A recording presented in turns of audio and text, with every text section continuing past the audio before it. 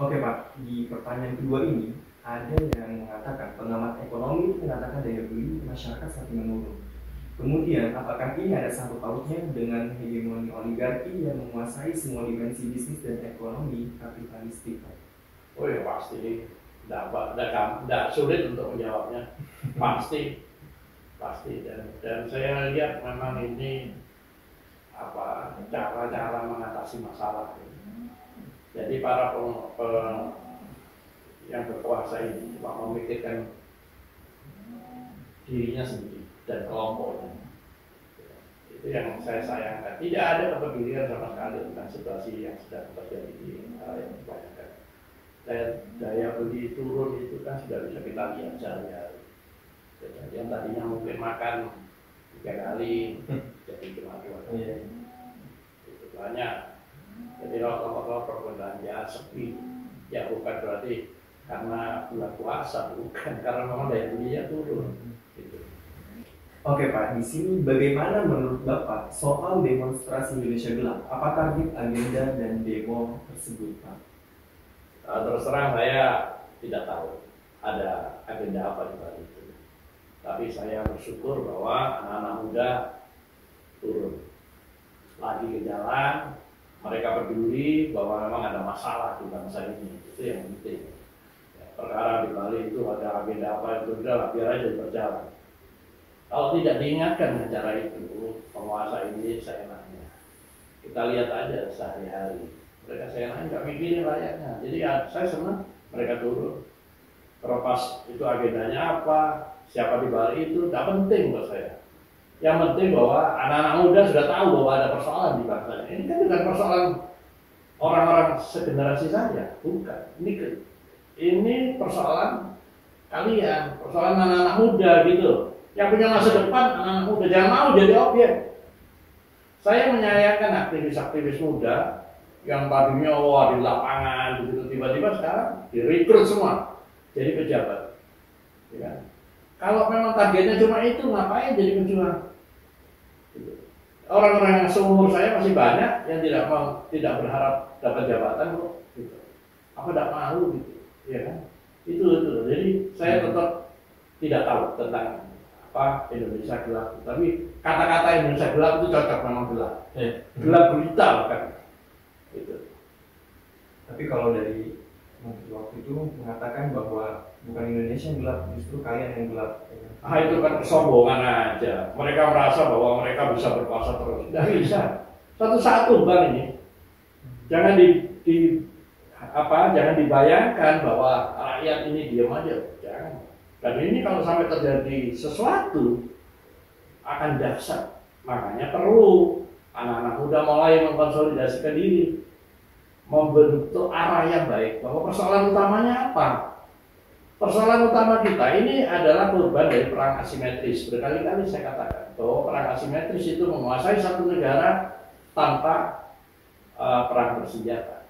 Dan itu terjadi di Indonesia. Pertama tentang Undang-Undang Dasar kita diganti. Pada nggak tahu bahwa Undang-Undang Dasar 45 itu sebetulnya bukan ini. Yang dulu itu bukan ini. Pakai nama mirip Undang-Undang Dasar NRI 1945. Siapa yang terlibat? Nah ini para pengkhianat-pengkhianat ini. Ya, makanya saya menyebut kalau perlu kita lawan itu Ki Munajat itu. Orang-orang yang khianat, munafik, bejat. Gitu. Ini orang-orang yang berkhianat semua pada para pendiri.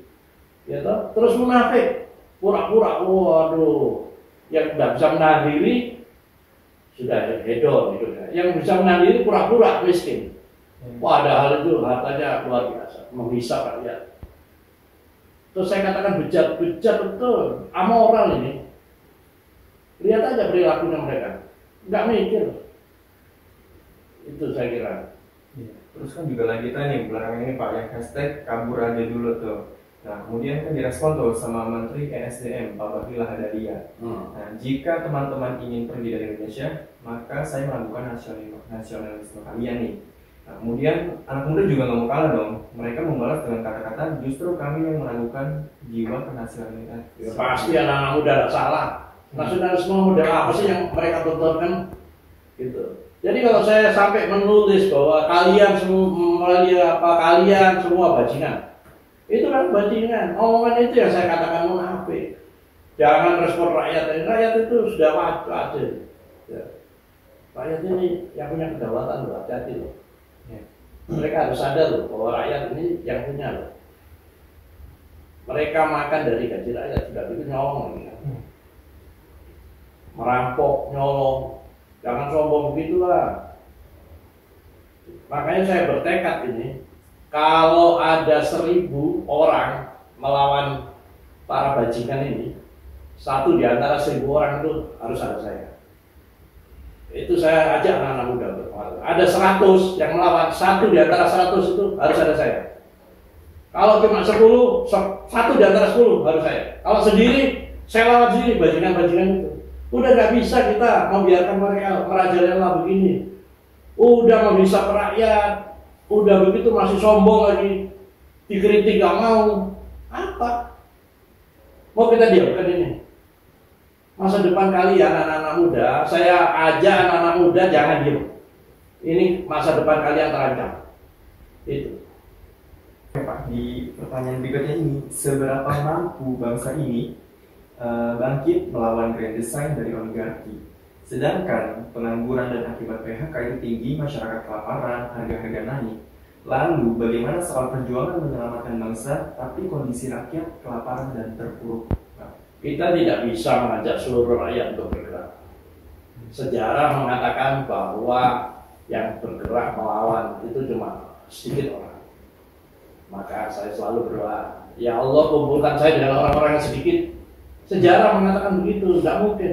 Waktu proklamasi kemerdekaan, berapa orang yang ada di lapangan? Tokoh-tokohnya lari semua. Iya kan? Bismillah, yakin bisa.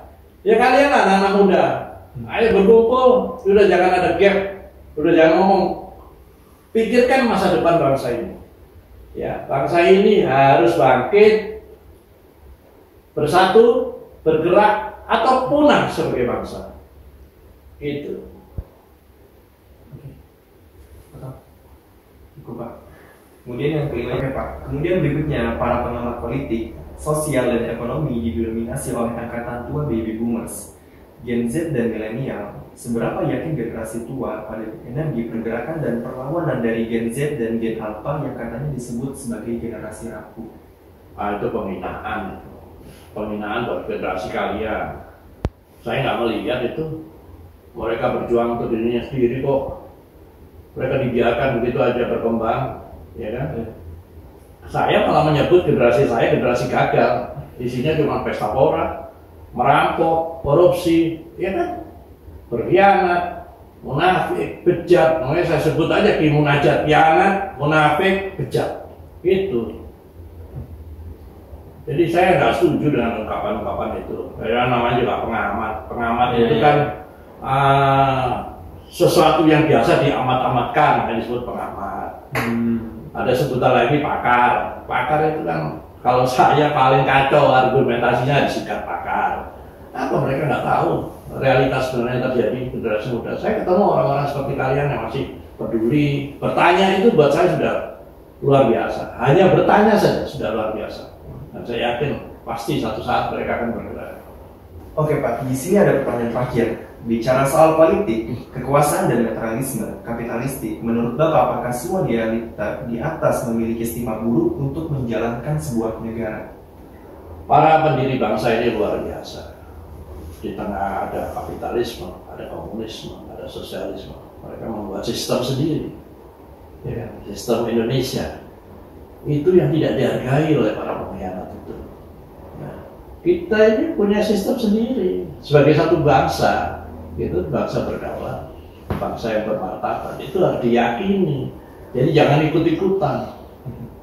Yang menarik kan begini, saya itu kadang-kadang ya gimana ya, ada orang Indonesia karena itu tidak punya karakter, ya kan? Sekolah luar negeri misalnya di Amerika, cuma 3 bulan di sana musim dingin, harus pakai slayer, pakai jaket.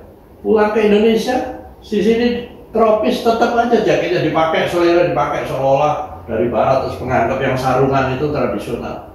Kan pikiran terbalik, itu hanya apa? Karena kepribadiannya nggak matang, gitu. Jadi saya tetap tidak setuju bahwa pasti anak-anak muda ini masih punya apa tentang sistem ini. Kita punya sistem sendiri. Bangsa Indonesia adalah bangsa Indonesia. Gitu. Karena yang makanya saya agak marah itu ketika mengatakan seolah-olah para pendiri ini bukan tidak punya karyanya besar kok. Gitu. Oke, baik Dokter Zulkifli, terima kasih atas jawaban Bapak yang sangat menggelegar, yang mengajak anak-anak muda untuk melawan ya Pak. Nah, dari Bapak sendiri ada masukan atau motivasi bagi generasi-generasi muda di balik kekacauan? Kata kuncinya adalah bangkit kalian. Setelah bangkit, bersatulah kalian. Terus baru bergerak dengan sistem bagaimana melawan yang mereka-mereka yang sudah menguasai. Ini kita dalam posisi terjajah kembali. Itu yang harus disadari. Ikuti para pendiri bangsa ini bagaimana dulu merebut kemerdekaan. Bismillah pasti bisa. Ya. Dengan didorongkan oleh keinginan luhur, pasti rahmat Allah akan turun. Bismillah. Yakini itu.